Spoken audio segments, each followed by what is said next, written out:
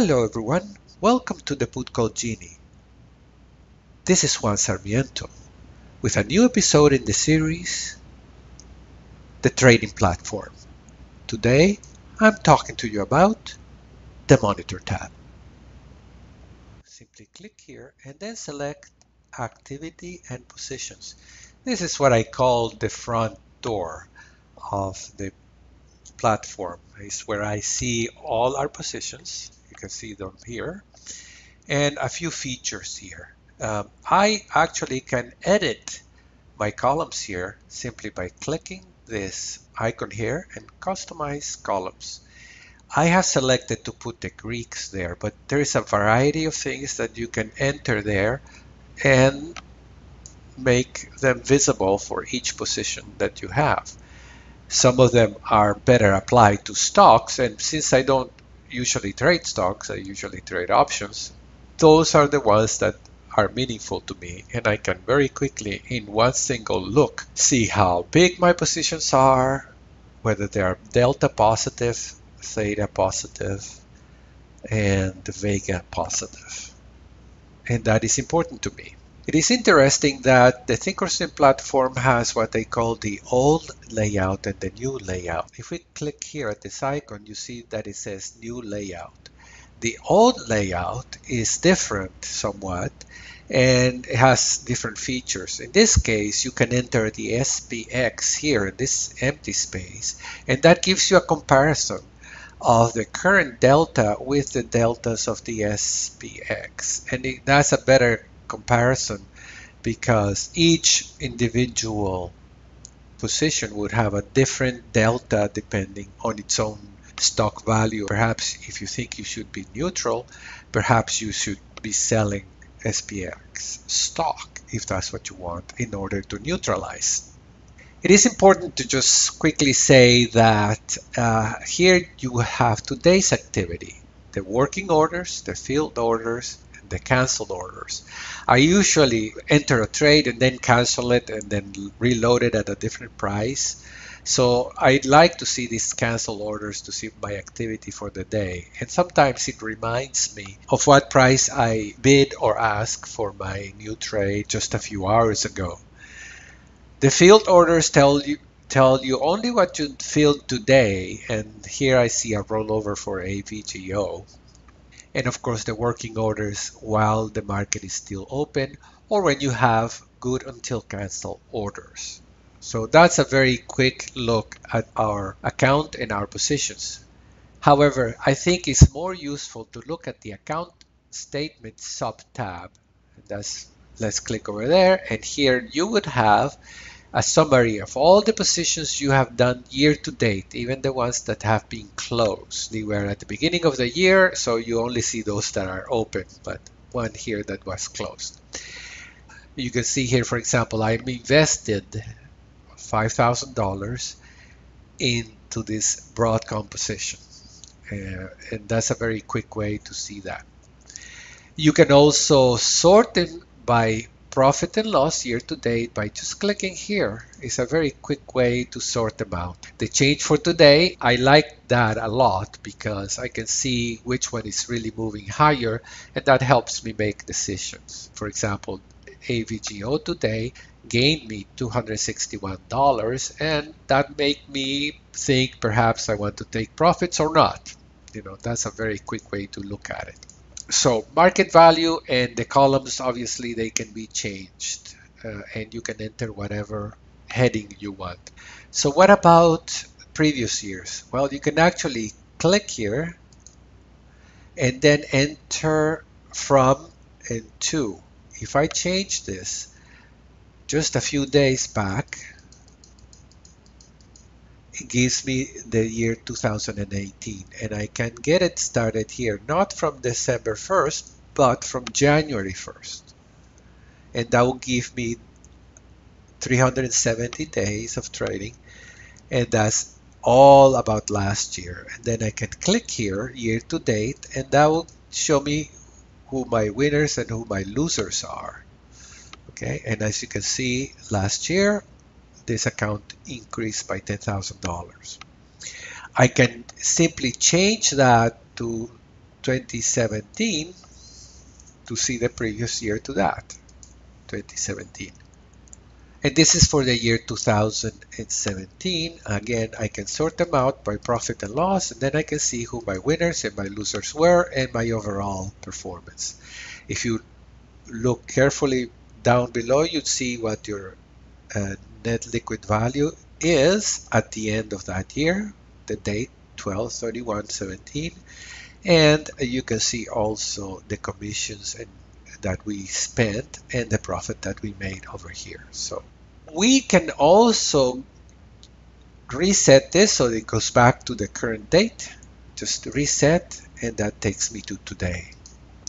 I want to be able to see what my activity is for a specific stock. Let's say AVGO. I just click that, and because I have my link here in yellow, you can change that link to yellow and here as well, so they coincide. So then when I click AVGO, along comes my trade for the day.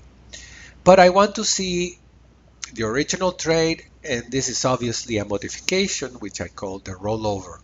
So I'm going to go back a few days, let's say 60 days, and that will show me from November the 12th, 2018 to today. And that should give me more information. As you can see, you have two trades, the original trade and a rollover.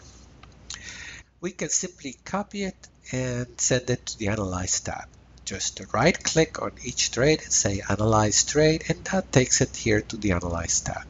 Account statement, and then do the same for the more recent trade, which is a rollover.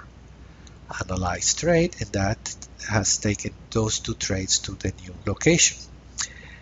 If I hide that position as it stands today, it gives me the cost, and if the number of lots on each one of the trades coincide, in this case they are both one lot, from the original debit we subtract the credit, and that will give me the resulting price as it stands right now, 63.1 minus 9.2. That's what has cost me. Obviously a rollover would reduce the cost, and we can simply create a new trade, which is the resulting trade, with the modification, which is simply a rollover from January 18th to February the 15th. And that matches perfectly, and here I'm going to enter my new price. Paste, and that's it. Very simple. And it should give me the exact same deltas, thetas, and so on. First, we remove the resulting trade, and that's profit or loss, $241.15. Delta is 0.94, and theta is minus 9.65, and Vega is 143.07.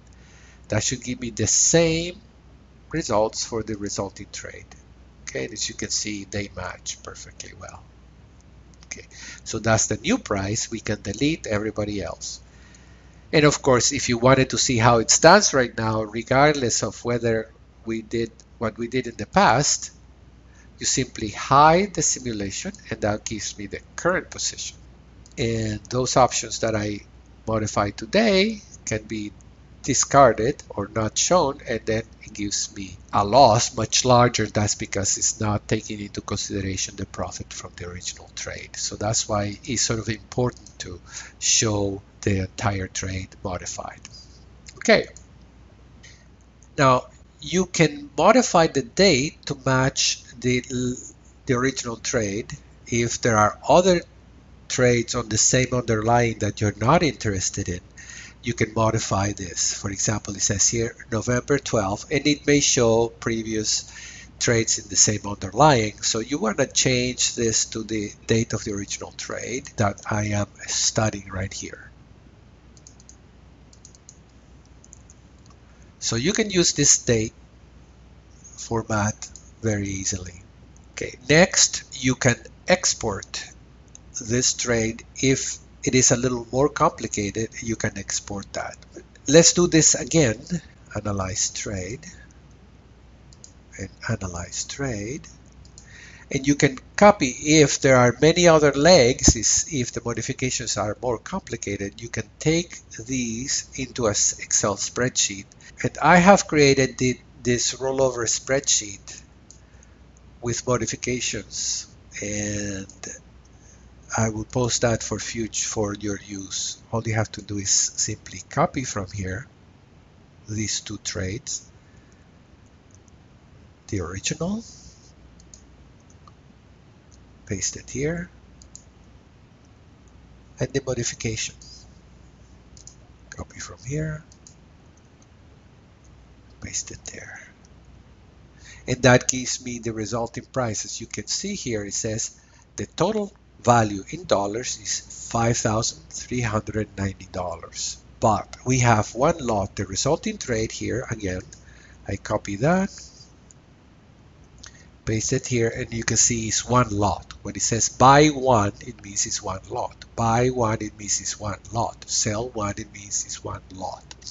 And as you can see, when it is one lot, the resulting price in dollars should be divided by 100, because there are 100 shares per lot. Okay, so then the resulting cost is $53.90 times 100. And I'm going to enter that price here, and that, or simply copy that and paste it here. And as you can see, it matches, but you would paste it here. It was easy enough to do it mentally, but if it is a more complicated trade, you can use this spreadsheet. Another approach is to send the data to a file. Just click here, export to file.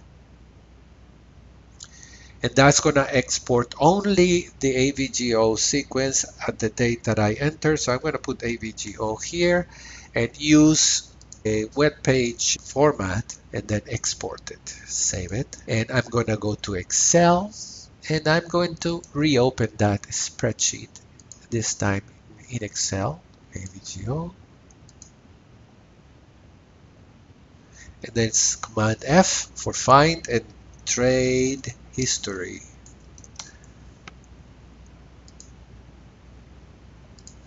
And all right, so I'm going to select the trade history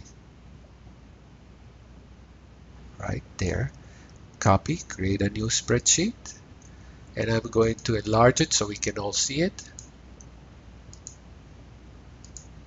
All right.